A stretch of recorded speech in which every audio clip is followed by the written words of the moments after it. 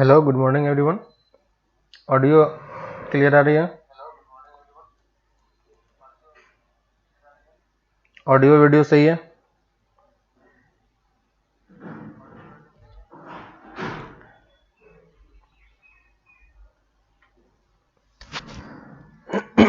Okay, तो start करते हैं हम लोग। पहले प्रीवियस चैप्टर से कोई डाउट है किसी को?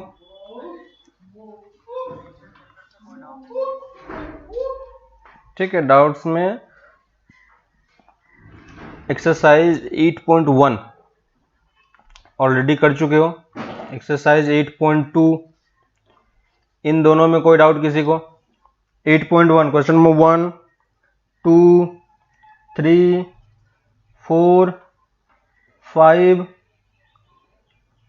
6, 7, 8, 9, 10, 11, 12 एंड 13। एक्सरसाइज 8.1 में 13 क्वेश्चन है, 1 to 13। किसी क्वेश्चन में डाउट? 8.2 5-6 क्वेश्चन है। Question number 1, 2, 3, 4, 5, 6, 7। किसी पार्ट में डाउट कि कैसे हमें एरिया मार्क करना होता है और कैसे हम एलिमेंट्स लेके कैलकुलेट करते हैं शेडेड रीजन का एरिया? ठीक है, क्वेश्चन नंबर 3। ओके, 8.2 का। अंकिता 3 कौन सा एक्सरसाइज का है?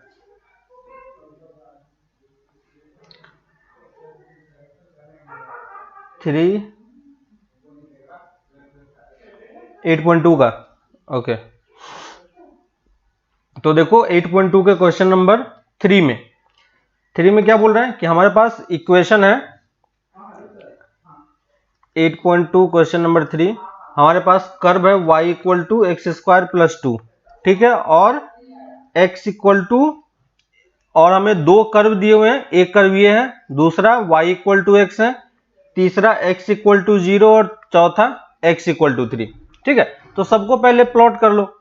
तो हमारे पास कर्व क्या हो गया? पहला y equal to x square plus 2, याद है? तो पहले हम क्या करेंगे? y equal to x square plot करेंगे और उसमें प्लस 2 ऐड कर देंगे तो वो ऊपर शिफ्ट हो जाएगा, है ना? तो y equal to x square कैसा होता है? इस टाइप का, याद है? और इसमें जब प्लस 2 करेंगे तो ये इस टाइप से 2 यूनिट ऊपर शिफ्ट हो जाएगा। तो ये हमारा y equal to x square plus 2 का कर्व हो गया। ठीक है, दूसरा है y इक्वल टू एक्स। अब हमें देखना है कि y इक्वल टू एक्स हम ड्रॉ कैसे करेंगे। ठीक है, क्योंकि हम कुछ भी ग्राफ पे प्लॉट नहीं कर रहे हैं तो हमें ये नहीं पता कि ये दोनों एक दूसरे को कट करेगा या नहीं करेगा, है कि नहीं? यही डाउट होगा, है ना? तो पहले हमें ये चेक करना पड़ता है, जब भी हमें एरिया बिटवीन दी कर्व दिया रहा है तो सबसे पहले हमें ये चेक करना है कि जो एरिया हमें कैलकुलेट करना है, क्या वो एरिया जो दो कर्व है वो कट कर रहा है या नहीं कर रहा है कि नहीं? कट करेगा तो कुछ और रीजन होगा। यानी अगर कोई किसी को ग्राफ ड्रॉ करने के लिए दोगे तो कोई इसको दो तरीके से प्लॉट कर सकता है ना? क्योंकि सब मार्क पे नहीं कर रहे हैं तो कोई ऐसे भी प्लॉट कर सकता है। उसने बोला कि मेरा ये रीजन हो गया, ठीक है, कोई इस तरीके से प्लॉट कर सकता है ना?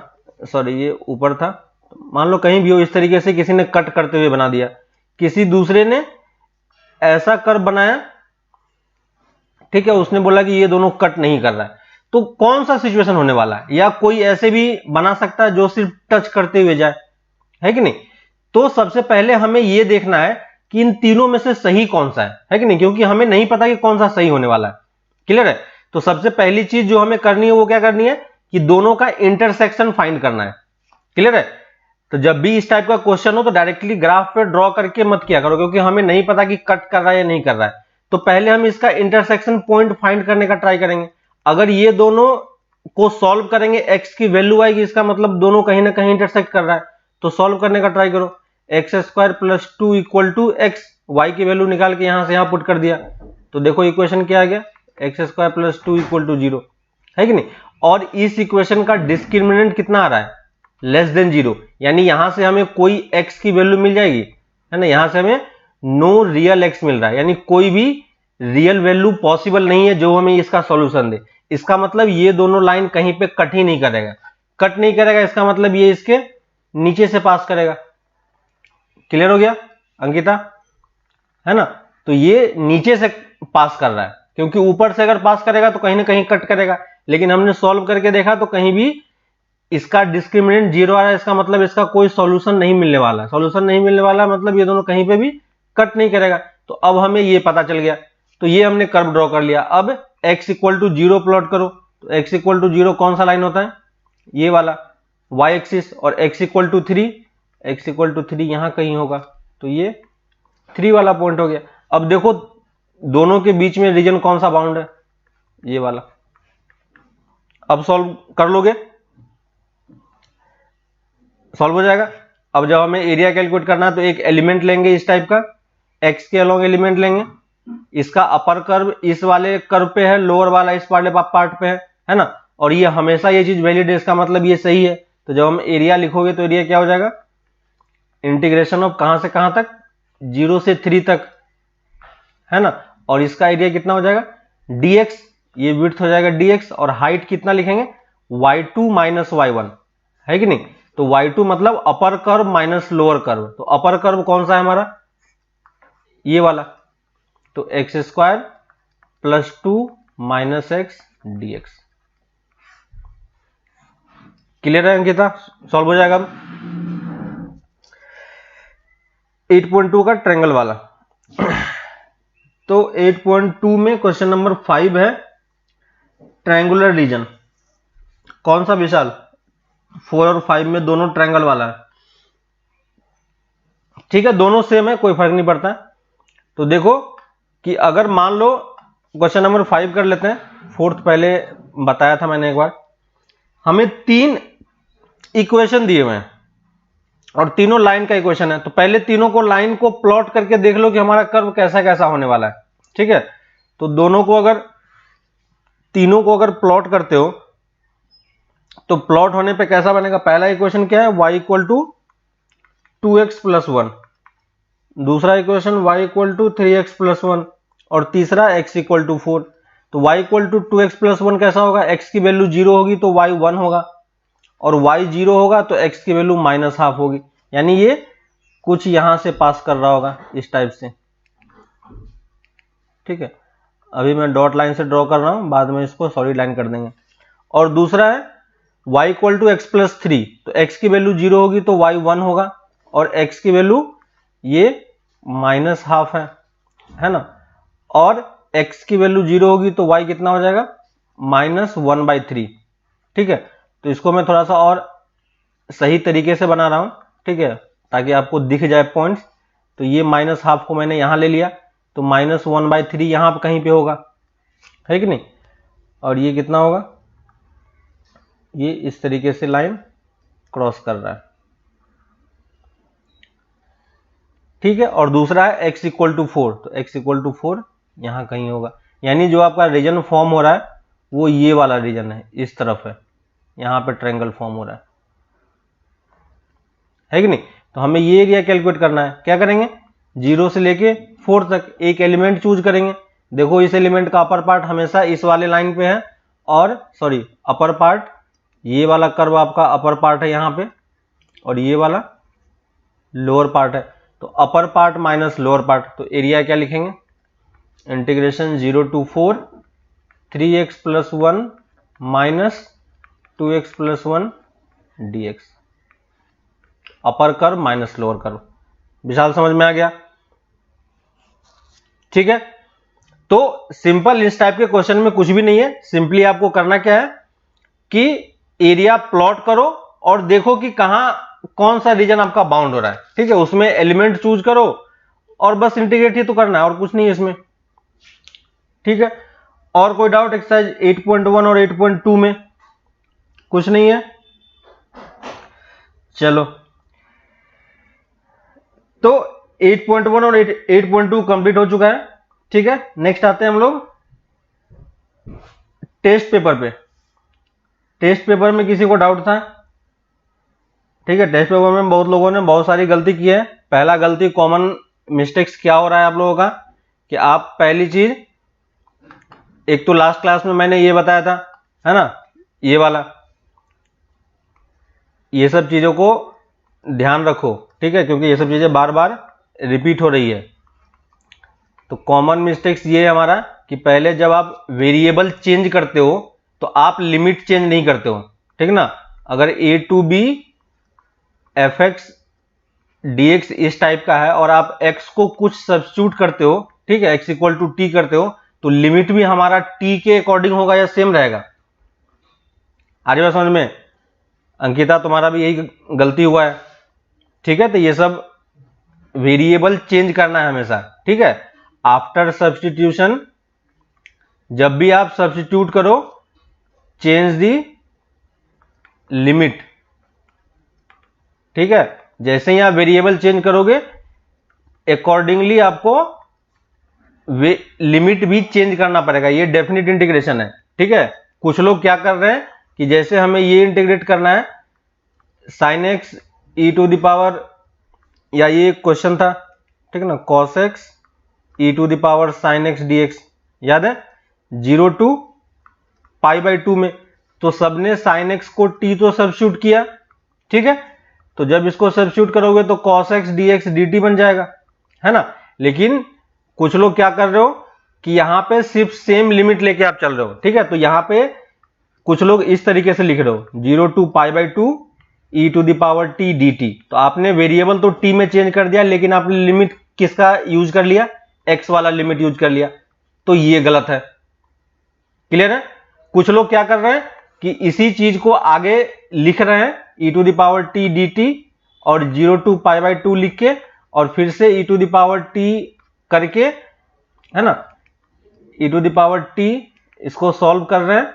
और फिर यहां पे वो क्या करते हैं, अभी इसने वेरिएबल सेम x का ही लेके चला है, ठीक है। और t की वैल्यू इंटीग्रेट करने के बाद यहां पे t की वैल्यू वो फिर से क्या पुट कर देते हैं, sin x पुट कर देते हैं और 0 टू π/2 पुट कर देते हैं। तो ये पार्ट तो सही है आपका, ठीक है, लेकिन ये पार्ट आपने यहां पे गलत किया है ना। तो मार्क्स आपका यहां पे भी कट जाएगा। वेरिएबल चेंज करोगे तो आपको लिमिट भी उसके t के अकॉर्डिंग लिखना पड़ेगा, अगर आप लिख रहे हो तो। अगर आप नहीं लिखना चाह रहे हो तो आप इसको किस तरीके से सॉल्व करो, आपको क्लास में मैंने बताया था, या तो आप इनडेफिनिट से प्रॉपर्ली सॉल्व करो और बाद में लिमिट पुट करो, है ना। तो इस क्वेश्चन को आप सिंपली इस तरीके से पहले सॉल्व कर लो, e to the power x sin x dx, है ना, और इसको हम इंटीग्रेट करके dt करके सॉल्व करेंगे, है ना। तो e to the power t plus c लिखो और यहां पे इस तरीके से रिप्लेस करो, है ना। और इसके बाद ये स्टेप हमें फॉलो करना है, क्लियर है। इस तरीके से इस स्टेप पे नहीं जाएंगे तो लिमिट चेंज होगा, वेरिएबल चेंज होगा, तो अकॉर्डिंगली हमें लिमिट भी चेंज करना है, क्लियर है। तो ये सब कॉमन मिस्टेक हो रहा है सबका। उसके बाद बहुत सारे क्वेश्चंस शीट में था। क्वेश्चन नंबर 15 एग्जाम्पल का क्वेश्चन है, क्लास में भी मैंने कराया था। क्वेश्चन नंबर 14 एग्जाम्पल का क्वेश्चन है, ठीक है। ये सब क्वेश्चन खुद से ट्राई करो, एग्जाम्पल में दिया हुआ है, बस वहां से था, आप लोग कंप्लीट सही से कर नहीं रहे हो, ठीक है। तो पहली चीज तो ये गलती हो रही है। दूसरी चीज इंटीग्रेशन fx dx वाले में मैंने बताया था, है ना। और ये जो बाय पार्ट्स मेथड था, बाय पार्ट्स मेथड में मैंने ये बताया था कि जब भी आप बाय पार्ट्स मेथड यूज करोगे तो हमें करना क्या है, सिंपली आप विदाउट कहीं भी लिमिट दिए हुए पहले क्वेश्चन सॉल्व कर लो, ठीक है। कहीं भी आप लिमिट यूज मत करो और बाद में कंप्लीट में limit a to b use करो, ठीक है। तो बीच में कहीं भी लिमिट यूज मत करो, ठीक है। तो वो गलती सबका हो रहा है। लास्ट क्लास में भी मैंने ये चीज एग्जाम्पल के थ्रू लिख के बताया था, है ना, वीडियो लेक्चर में बताया था और ग्रुप में भी मैंने लिख के दिया था सबको, ठीक है। तो ये सब गलती नहीं करना है। ये दो हो गया।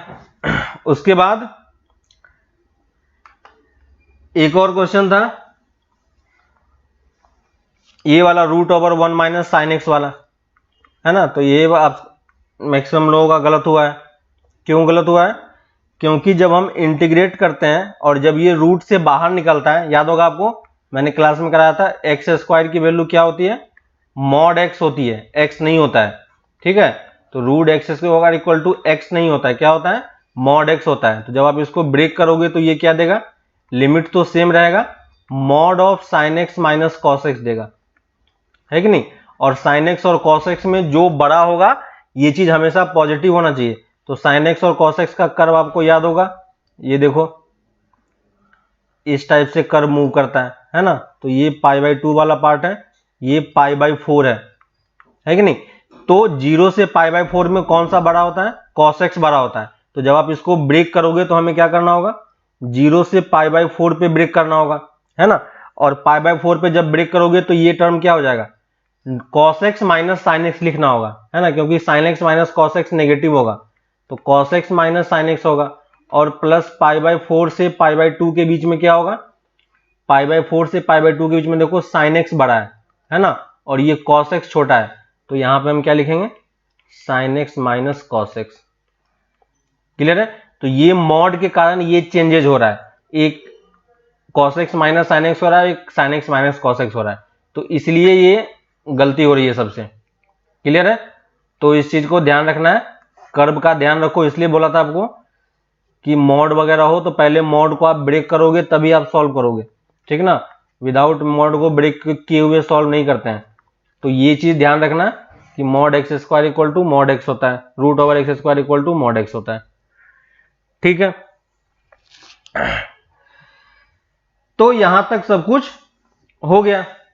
साइन एक्स क्वेश्चन नंबर 7 में क्या था, 7 टेस्ट पेपर का 7, टेस्ट पेपर का 7। तो क्वेश्चन नंबर 7 में देखो सिंपली बाय पार्ट्स दिखाई नहीं दे रहा है, 0 टू π/2 है, cos x अपॉन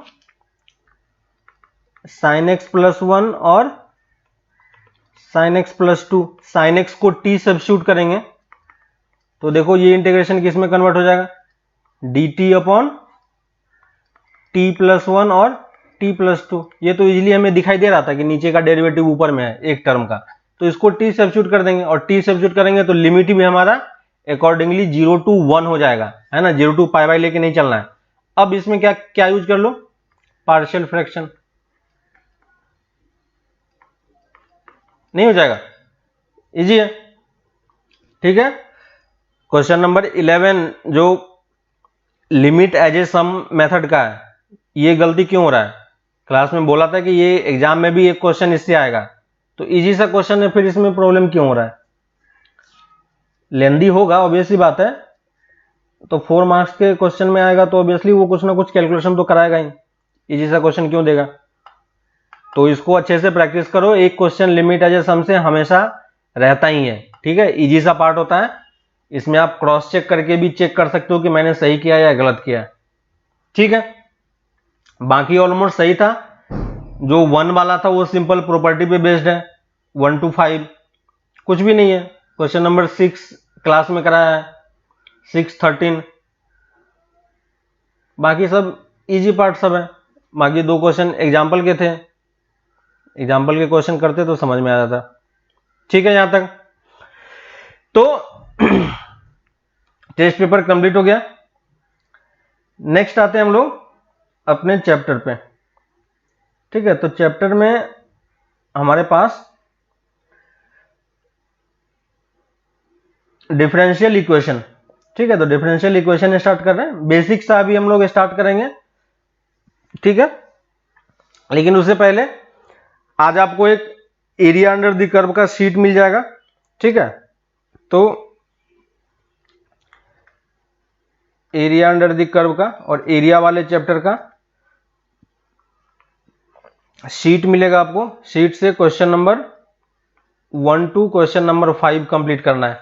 ठीक है, 5 क्वेश्चन है, सिंपल सा क्वेश्चन होगा, आप देख लेना एक बार। और इसी चैप्टर का मिसलेनियस, ठीक है, क्वेश्चन नंबर 1 to 3 है ना। ये मिसलेनियस कौन सा है, चैप्टर 8। तो चैप्टर 8 का आप मिसलेनियस के 3 क्वेश्चन और शीट के 5 क्वेश्चन।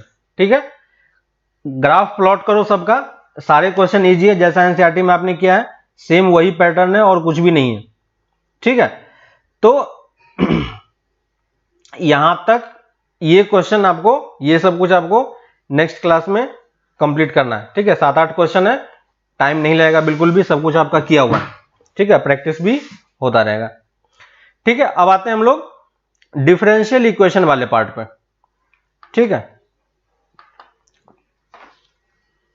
तो स्टार्ट करते हैं डिफरेंशियल इक्वेशन। तो अभी वाला जो ये चैप्टर है, इसमें आपको पहले हमने क्या किया कि डेरिवेटिव पढ़ा था, है ना, तो डेरिवेटिव हमने किया, उसके बाद हमने इंटीग्रेशन किया, है ना, फिर हमने उसका एप्लीकेशन देखा दोनों का। अब यहां पे जो डिफरेंशियल इक्वेशन है ये दोनों का कॉम्बिनेशन है। ठीक है, तो अभी तक आपने जो डेरिवेटिव किया और इंटीग्रेशन किया, डिफरेंशियल इक्वेशन में हमें दोनों की जरूरत पड़ने वाली है। तो सबसे पहली चीज कि डिफरेंशियल इक्वेशन बोलेंगे किसे, है ना, तो पहले इसको समझते हैं कि डिफरेंशियल इक्वेशन किसको बोलेंगे, और उससे पहले हम समझते हैं कि इक्वेशन किसको बोलते हैं। ठीक है, तो आपने बहुत टाइप के इक्वेशन देखे होंगे, याद होगा आपको, x² + 5x + 6 = 0, ये क्या कहलाता है, क्वाड्रेटिक इक्वेशन, याद है, क्वाड्रेटिक इक्वेशन, है ना, और इसको हम एलजेब्रिक इक्वेशन भी बोलते हैं। क्यों, क्योंकि इसमें एलजेब्रा यूज हो रहा है, एलजेब्रा मतलब XYZ का टर्म यूज हो रहा है। ठीक है, दूसरा हमने इस टाइप के क्वेश्चन भी किए थे, sin x + cos x = 0, है ना, ये हमने कहां पे पढ़ा था, ट्रिगोनोमेट्री में, तो इसको हम क्या बोलते थे, ट्रिगोनोमेट्रिक इक्वेशन, है कि नहीं, याद होगा आपको। x + y = 7, ये क्या था, लीनियर इक्वेशन, समझ में आ रहा है आपको। तो ये सब इक्वेशंस के टाइप थे जो आप ऑलरेडी पढ़ चुके हो। क्वाड्रेटिक इक्वेशन क्या होता है, ट्रिगोनोमेट्रिक इक्वेशन में, क्वाड्रेटिक इक्वेशन में आपने सॉल्यूशन निकालना सीखा था, ट्रिगोनोमेट्रिक इक्वेशन में आपने सॉल्यूशन निकालना सीखा था कि हर एक प्रिंसिपल सॉल्यूशन कैसे निकलता है कि नहीं। लीनियर इक्वेशन में भी हमने 2 लीनियर इक्वेशन को सॉल्व करके सॉल्यूशन निकालना सीखा है ना। तो ये सब इक्वेशंस के टाइप में, इक्वेशंस मतलब क्या हो गया, एलजेब्रा मतलब कि लेफ्ट हैंड साइड में हमारे पास क्या होगा, एल्जेब्रिक टर्म्स होंगे। ट्रिगोनोमेट्रिक इक्वेशन मतलब लेफ्ट हैंड साइड में ट्रिगोनोमेट्री का टर्म होगा। लीनियर इक्वेशन मतलब जितने भी वेरिएबल है सबकी पावर 1 होगा लेफ्ट हैंड साइड में। ठीक है, राइट हैंड साइड में हम इसको किसी के इक्वेट करते हैं, है ना, तो ये बीच वाला साइन इक्वल का है। तो अगर हम इस एक्सप्रेशन को किसी के इक्वेट करें, अगर 0 के इक्वेट करेंगे, यहां पे भी 0 के इक्वेट किया, यहां पे हमने 7 के इक्वल किया, है ना। तो किसी न किसी टर्म के आपको इक्वेट करना है। तो जब आप किसी टर्म को इक्वेट करते हो किसी भी एक्सप्रेशन को, तो वो क्या बन जाता है, इक्वेशन बन जाता है। ठीक है, तो एल्जेब्रिक इक्वेशन, ट्रिगोनोमेट्रिक इक्वेशन और लीनियर इक्वेशन कहने का मतलब क्या है वो आपको समझ में आ रहा होगा। सेम इसी प्रोसेस में हम डिफरेंशियल इक्वेशन भी समझ सकते हैं कि नहीं, है कि नहीं। तो डिफरेंशियल इक्वेशन हम किसको बोलेंगे, जिसमें डेरिवेटिव का टर्म होगा, सिंपल सी बात है कि नहीं। तो अगर आपके पास, जब आप किसी डेरिवेटिव के टर्म को, डेरिवेटिव का टर्म किस टाइप का होगा, dy/dx फॉर्मेट का, इसको आप किसी टर्म के इक्वल कर दोगे, इस तरफ कुछ भी हो सकता है कि नहीं, तो ये क्या बन जाएगा, डिफरेंशियल इक्वेशन। तो इसको हम क्या बोलेंगे, डिफरेंशियल इक्वेशन, है कि नहीं। तो डिफरेंशियल इक्वेशन का बेसिक मीनिंग आपको समझ में आ गया, है ना।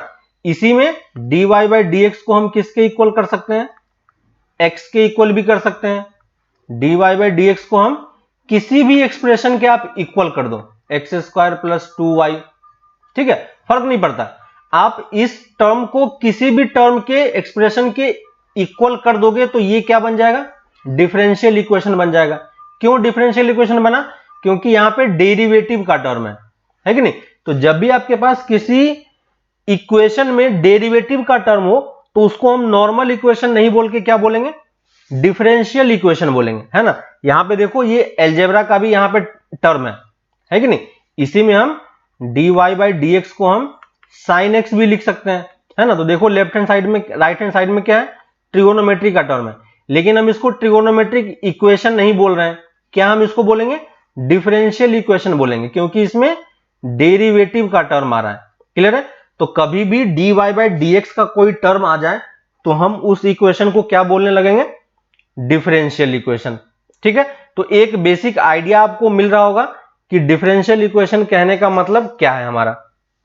क्लियर है? ठीक है, तो इसी को हम थोड़ा सा और अच्छे तरीके से लिख लेते हैं। ठीक है, तो जैसे हमारे पास कोई फंक्शन होता है y equal to f x. ठीक है, तो यहां पे हम x को क्या बोलते हैं? x क्या वेरिएबल है, लेकिन कौन सा वेरिएबल है? इंडिपेंडेंट वेरिएबल है। ठीक है, और y क्या होता है? Dependent variable. मतलब क्या हो गया कि हम यहां पे y की वैल्यू हम x की वैल्यू पुट करके निकालते हैं। ठीक है, यहां पे हम ये एज्यूम करके चलते हैं कि x हमारा क्या है?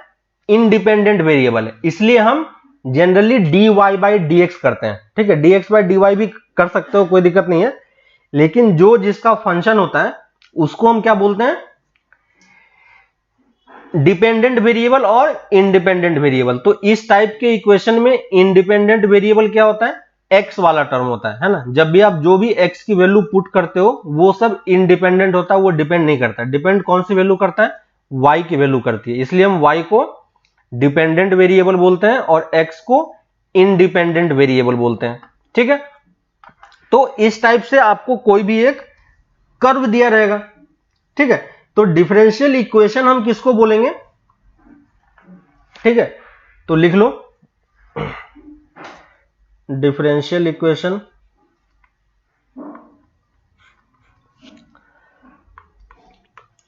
a differential equation involving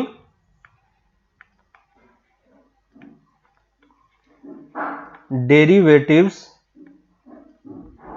of the dependent variable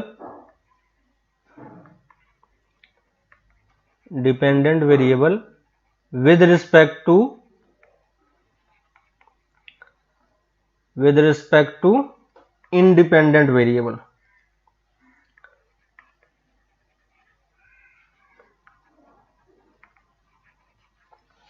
इन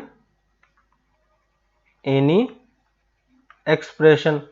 तो किसी भी टाइप के एक्सप्रेशन में अगर आपके पास डेरिवेटिव्स इन्वॉल्व हो रहा है ना, तो डेरिवेटिव इन्वॉल्व होने का मतलब क्या हो गया? अब यहां पे देखो हमने क्या लिखा है? डेरिवेटिव्स लिखा है ना। डेरिवेटिव्स मतलब क्या हो गया कि क्या हम सिर्फ dy बाई dx भी ही यूज कर सकते हैं? नहीं, हम क्या यूज कर सकते हैं? डेरिवेटिव कुछ भी हो सकता है ना, और किसी भी ऑर्डर का हो सकता है। तो dy बाई dx भी हम यूज कर सकते हैं, इसको हम क्या बोलते हैं? First order derivative. याद होगा आपको, फर्स्ट ऑर्डर डेरिवेटिव। तो किसी भी डिफरेंशियल इक्वेशन में आप फर्स्ट ऑर्डर के डेरिवेटिव को भी यूज कर सकते हो, या फिर आप सेकेंड ऑर्डर का भी डेरिवेटिव हो सकता है, इसको हम क्या बोलते हैं? सेकेंड ऑर्डर डेरिवेटिव, है कि नहीं? वैसे ही आप थर्ड ऑर्डर डेरिवेटिव भी यूज कर सकते हो, और इसी तरीके से आप nth डेरिवेटिव भी यूज कर सकते हो, फर्क नहीं पड़ता, है ना। तो ये डेरिवेटिव्स कहने का मतलब यही है कि आप कोई भी डेरिवेटिव का टर्म यूज कर सकते हो या फिर इनका कॉम्बिनेशन भी यूज कर सकते हो, सेम चीज है। ठीक है, डिफरेंशियल इक्वेशन आपको इस फॉर्मेट का भी देखने को मिल सकता है, जैसे d cube y by d x cube plus 2 d square y by d x square plus 5 d y by d x plus y equal to 0। तो क्या ये डिफरेंशियल इक्वेशन होगा? हाँ होगा। क्यों? क्योंकि डेरिवेटिव्स इस एक्सप्रेशन में डेरिवेटिव्स क्या है? इन्वॉल्व है।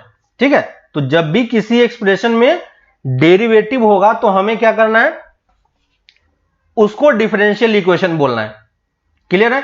तो इसी चीज को आपको याद होगा, इसी को हम क्या लिखते हैं? y डैश से भी डिनोट करते हैं, है ना। तो बुक्स में कभी कभी y double dash, y triple dash इस टाइप से टर्म लिखा जाएगा। इसको y पावर n में इस तरीके से ब्रैकेट यूज कर लेते हैं, ठीक है। तो वो क्वेश्चन में अगर कहीं लिखा होगा तो वो ऐसा कुछ आपको दे देगा। यहां तक क्लियर है? तो किसी भी टाइप का एक्सप्रेशन जिसमें डेरिवेटिव्स का टर्म इन्वॉल्व हो, कौन सा डेरिवेटिव फर्क नहीं पड़ता, है ना, कितने भी हायर ऑर्डर के डेरिवेटिव को आप इन्वॉल्व करके इक्वेशन फॉर्म कर सकते हो, है कि नहीं। तो यहां पे हमें यह चीज ध्यान रखना है कि इस टाइप के एक्सप्रेशन को हम डिफरेंशियल इक्वेशन बोलेंगे, ठीक है। अब डिफरेंशियल इक्वेशन जब हमारे पास फॉर्म हो गया, ठीक ना, तो डिफरेंशियल इक्वेशन का हमें ऑर्डर पता होना चाहिए, ठीक है। तो order of differential equation, order of differential equation, ठीक है। कोई आपसे यह पूछ सकता है कि ये जो हमारे पास डिफरेंशियल इक्वेशन है, इस डिफरेंशियल इक्वेशन का ऑर्डर क्या होगा, ठीक है। तो किसी डिफरेंशियल इक्वेशन का ऑर्डर कहने का मतलब क्या होता है कि उस डिफरेंशियल इक्वेशन में जो डेरिवेटिव का कौन सा हाईएस्ट ऑर्डर है, ठीक है। ऑर्डर मतलब क्या हो गया, ये जस्ट अभी हमने किया, इसको हम क्या बोल रहे हैं, फर्स्ट ऑर्डर, इसको हम क्या बोल रहे हैं, सेकेंड ऑर्डर, है ना, ये क्या है, थर्ड ऑर्डर, ये क्या है, nth ऑर्डर, है ना। तो जिस डिफरेंशियल इक्वेशन में जो हाईएस्ट ऑर्डर डेरिवेटिव होगा, ठीक है, तो लिख लो ऑर्डर क्या होगा, order is defined as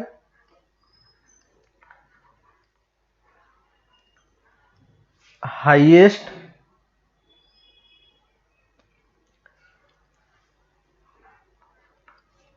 order is defined as highest order derivative involve,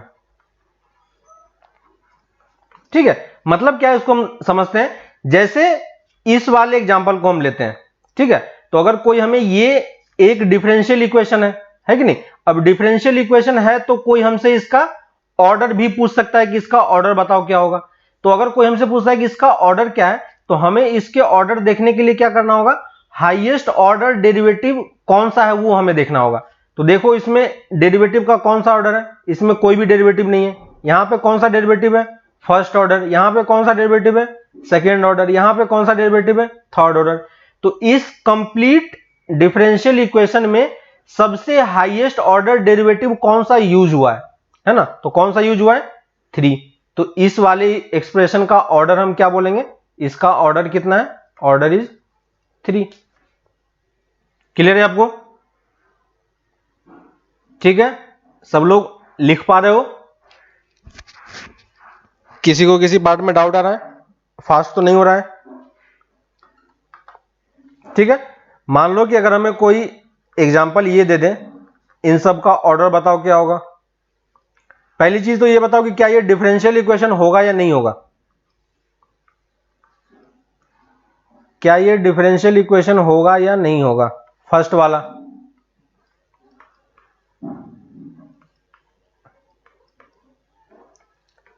first वाला क्या डिफरेंशियल इक्वेशन है, क्वेश्चन नंबर 1 क्या डिफरेंशियल इक्वेशन है, बताओ डिफरेंशियल इक्वेशन होगा या नहीं होगा।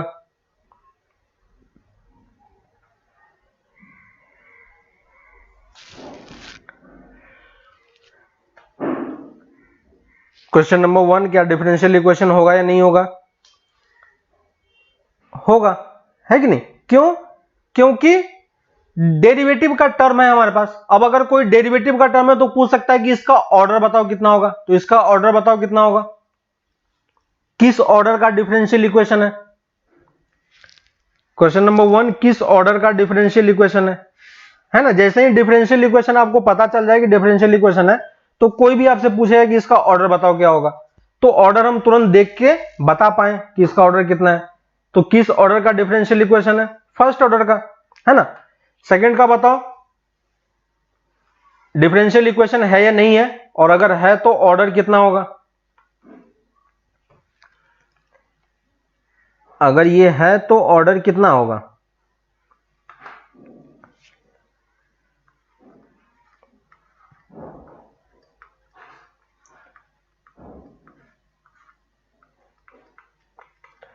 ऑर्डर बताओ कितना होगा।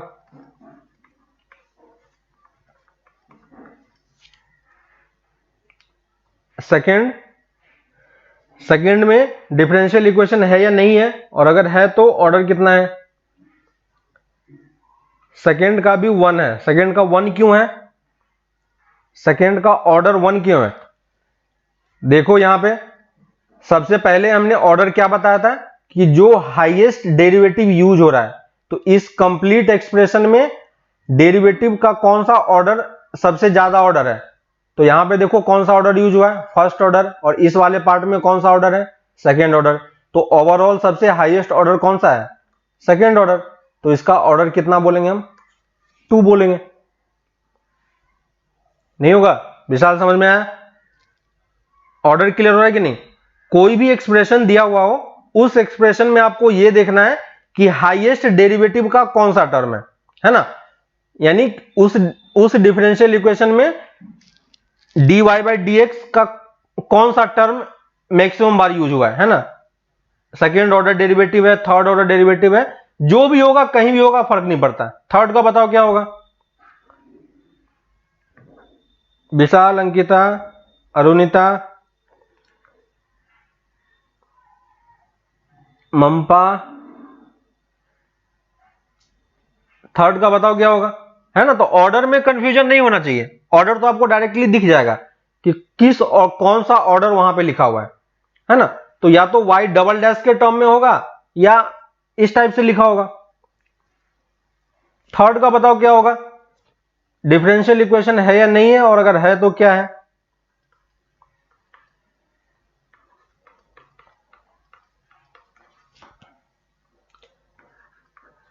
जल्दी बताओ थर्ड का ऑर्डर क्या होगा। थर्ड का ऑर्डर 3 होगा। आ रहा समझ में, क्योंकि यहां पे dy by d x use हुआ है और यहां पे D cube x by d x, यहां पे कौन सा ऑर्डर यूज हुआ है, थर्ड ऑर्डर डेरिवेटिव है। तो इस वाले डिफरेंशियल इक्वेशन का ऑर्डर हम कितना बताएंगे, 3 बताएंगे। फोर्थ का ऑर्डर बताओ, फोर्थ का ऑर्डर बताओ।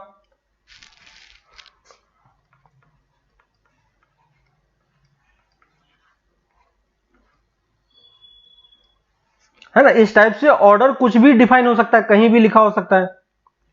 फोर्थ का क्या ऑर्डर होगा, फोर्थ का 2 होगा। समझ में आ रहा है, क्योंकि हाईएस्ट ऑर्डर यहां पे डबल डैश यूज हो रहा है ना। तो कंप्लीट एक्सप्रेशन में कितने भी डेरिवेटिव यूज हुए उससे कोई फर्क नहीं पड़ रहा, जो हाईएस्ट होगा उसी को हम इसका ऑर्डर बोलेंगे। तो ऑर्डर इसका भी कितना है, 2। फिफ्थ का ऑर्डर बताओ।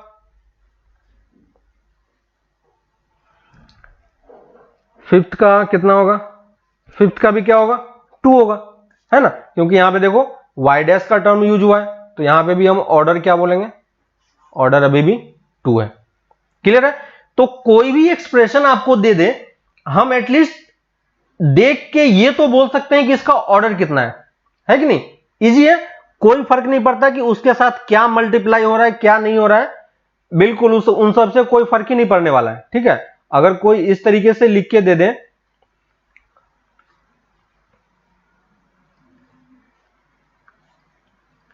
है ना, इस टाइप सा कोई कॉम्प्लिकेटेड सा एक्सप्रेशन लिख के दे दे, इसका ऑर्डर बताओ कितना होगा।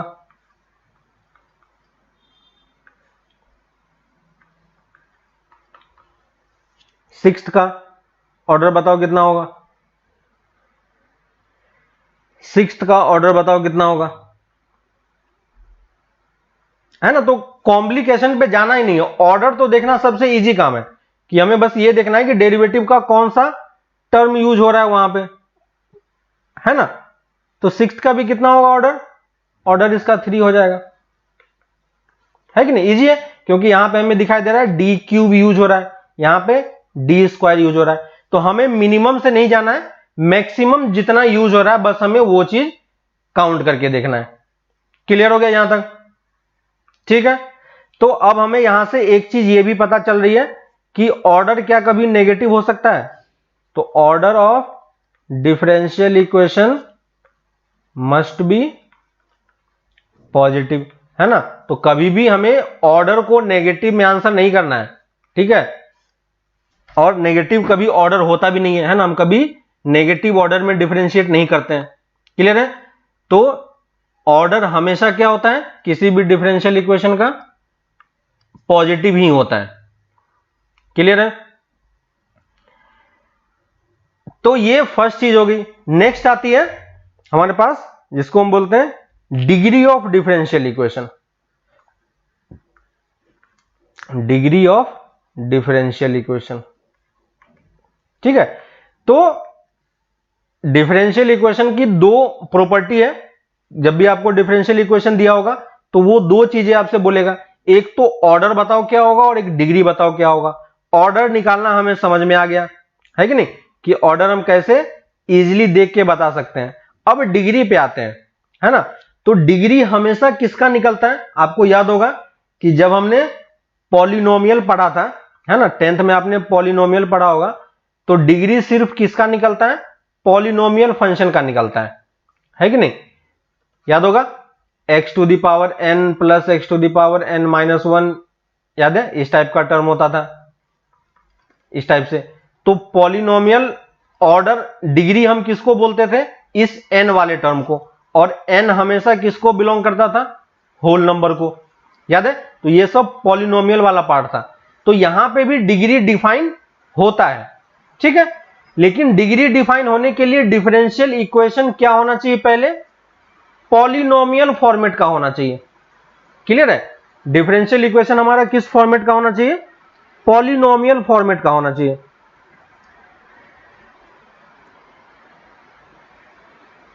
नहीं, पावर नहीं देखना है, ऑर्डर मतलब डी का कौन सा डेरिवेटिव y डैश यूज हो रहा है, या y डबल डैश यूज हो रहा है, या y ट्रिपल डैश यूज हो रहा है, ठीक है।